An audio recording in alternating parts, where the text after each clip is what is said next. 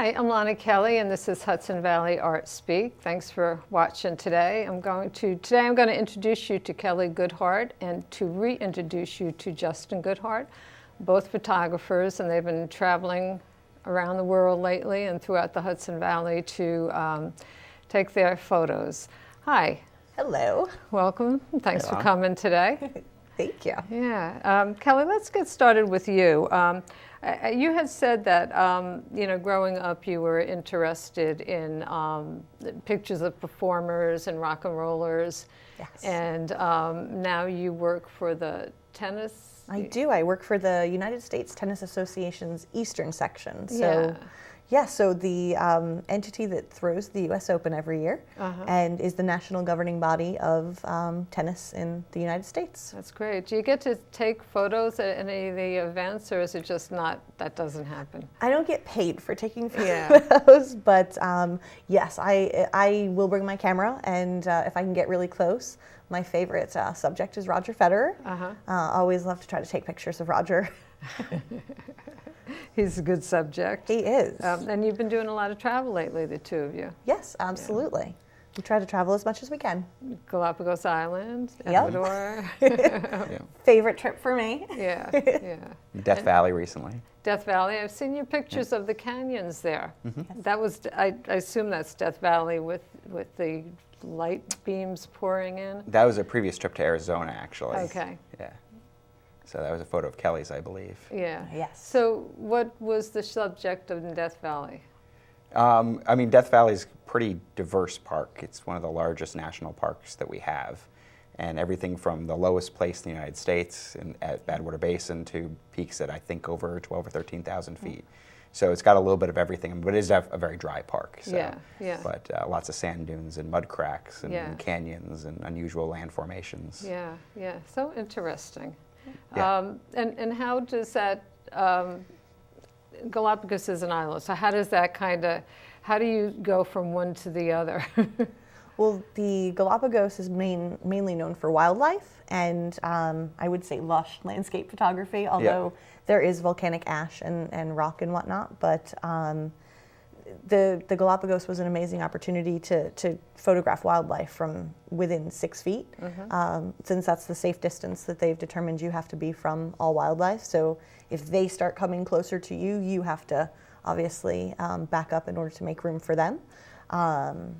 Death Valley obviously is drastically different, doesn't have quite the diverse wildlife. So right. There is wildlife there, but it's not nearly as prevalent for sure. No. Right. It's much more about the environment and the geology of it. Yes. Yeah. On Galapagos, you said one of your goals was to take a picture of a blue-footed boobie. Yes, I saw one probably for the first time about 12 years ago, I would guess, and I did not believe that they would have that blue a foot, so I decided I needed to go and see one. And Justin luckily agreed, and we went last year, and the experience did not disappoint. Really? I had a blue-footed boobie within 6 feet doing a mating dance for me, which is an unforgettable experience. So how many pictures did you actually shoot of it? Oh, I think on that day I had probably about 700 photos, and I would say at least 400 of them were probably the blue-footed boobie, some better than others. And I haven't been able to delete them. Oh. They're staying. Yeah.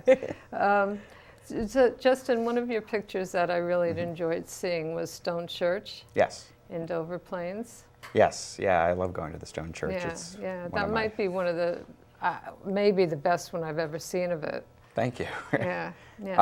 It was very lucky that day. I think you're talking about the one with the light beams coming through. Yes. I've been to Dover Stone Church probably 20 times, maybe more. I've only seen the beams twice, and never that strong. Really? So. Was it noon or? It was in the early afternoon. Yeah. So it does make the sun has to kind of align with the opening of the top.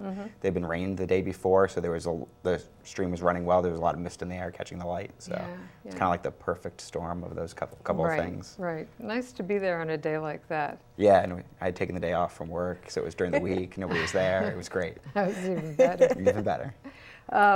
I noticed that you have been Usually I see a lot of landscapes and stuff like that to do. It looks like maybe you're doing some more with the urban environment. A little bit. Yeah. Yeah. I mean, I still qualify most of that as a little bit kind of landscape oriented, but maybe cityscape kind of a lot in New York. Yeah. So. Yeah. Yeah. And you brought this camera with you. I did. So why don't you just tell us a little bit about this? So yeah, this camera is a 1956 Kodak Starlight Brownie that was owned by my great-grandfather that I recently inherited from one of my aunts happened to have it and asked if I would like it. And I said absolutely. She figured I'd just put it on my shelf and it'd be a decoration. But it works, and I got some film for it, and I've been using it. That's great. Yeah. That's great. How are the images? Interesting. Yeah. It's very different, obviously, than shooting with a digital camera or a more modern camera. There's no adjustments, and it just takes what it's going to take. You can't focus it. You can't change the shutter speed. So it's a real basic point and shoot. It's the most basic of point and shoots can be. Yeah. So, yeah. Because it's really, really simple, though, it doesn't force you to wind it. You have to remember to wind it. That also allows you to expose the same frame as many times as you want. Oh, really? Because there's no mechanics that says, okay, wind it now before you can push the button again. Right. So I've been doing a lot with double exposure with Right, it because right. it's kind of a fun way to do something a little bit different. I love double exposures. Yeah, it's a little bit of a guessing game, but it's been very interesting. Yeah, that's great.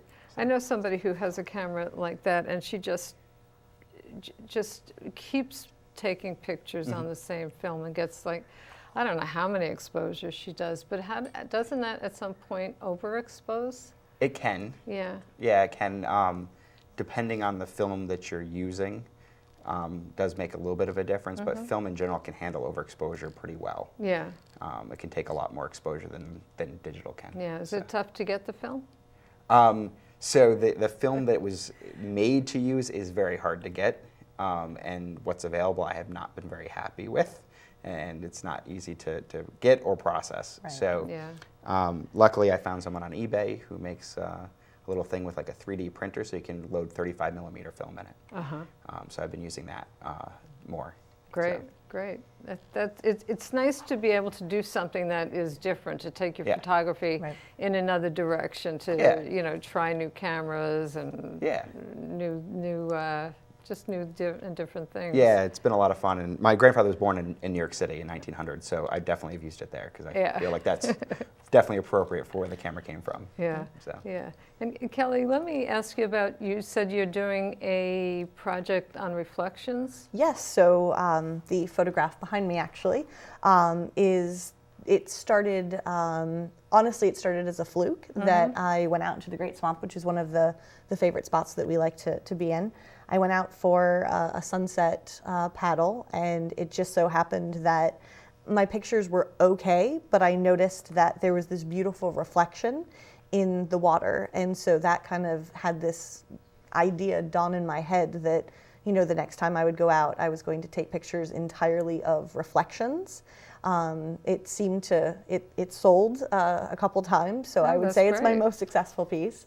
And people just really identified with the fact that it was different and kind of had interesting colors and texture.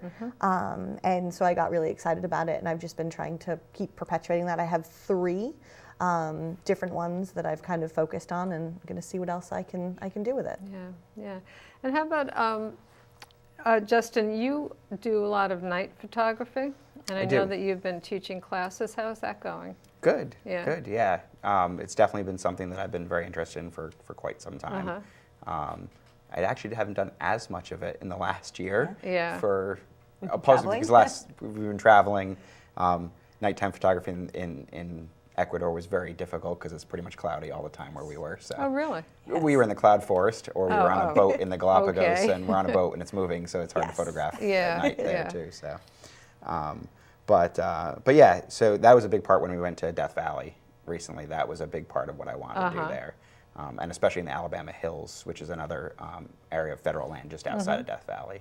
Oh, that's funny. When I saw Alabama Hills, I figured you were in the state of Alabama. No, it's in California, right at the foothill of the Sierra Mountains. Yeah, So if you want to do night photography in a particular location and you're going on vacation, Do you plan it by the moon? Sometimes. Yeah.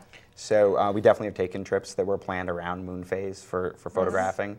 The trip to Death Valley was a trip with my parents as well, so that was more around what worked for everybody schedule-wise. Yeah. Lucked out in a sense that it ended up being the full moon, which is a very different kind of night photography experience, and the opposite of what I kind of had been working on last year. So it kind of forced me to get outside my comfort zone and embrace the moonlight a lot more. And I was actually really, really happy with that. At first I was a little bummed. I'm like, oh, I'm not going to be able to see the Milky Way. But wait, now I got the moon though. This will be fun. Yeah. So. Yeah. Alternatively, I was excited because that meant I didn't have to worry about flashlights and not being able to see. Well, that's so true. I was very happy with the full moon. Yeah, yeah. So you're both going to be, well, you're having a joint show. Correct. Called He Said, She Said? Yes. Yes. Yeah. Tell me a little bit about that. How is this going to work? Well, it started out, the original idea that I jokingly had was that since we spend so much time at one particular location taking pictures of obviously the same thing and other things around, I had jokingly said, well, hey, wouldn't it be great to have a show where, you know, we take pictures that you've taken and I take a picture of the same exact subject and see how, you know, with angles and even just how a picture is so different. That's sort of where it started, and I think it's kind of evolved that we will have some photos of the same subject, but I think they're more going to be photos that complement each other and that just kind of speak. We're hoping that they'll speak to people, that they'll understand the I think correlation. To me, it kind of being three kind of separate little kind of parts of the show. So like the parts that are definitely photographs that we took in the same spot. Right. Of the same subject or a similar subject and how we look at things differently. Right.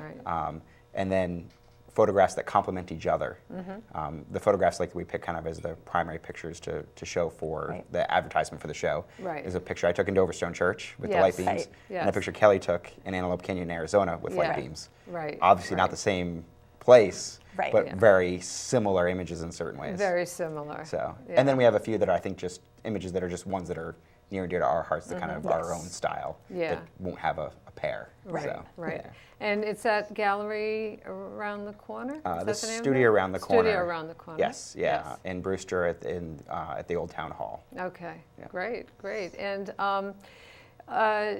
when you do something like that, I always find it so interesting when photographers go to the same place and then you compare your pictures and it's just like, you know, completely different. Yes. It is. Yeah, yeah. So what's anything else new and different, and any travel plans in mind?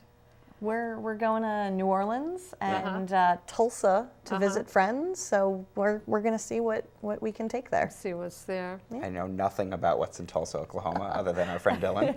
So, but I'm sure there'll be some things that are interesting, and I'm very excited for New Orleans. Yeah, actually, and the moon is always there. that's true. You know, it always gets dark at night. Yeah, I'm really excited to photograph in New Orleans. Actually. Yeah, that'll be a lot of fun. I was there once years ago, and it's just such a fun town. Yeah.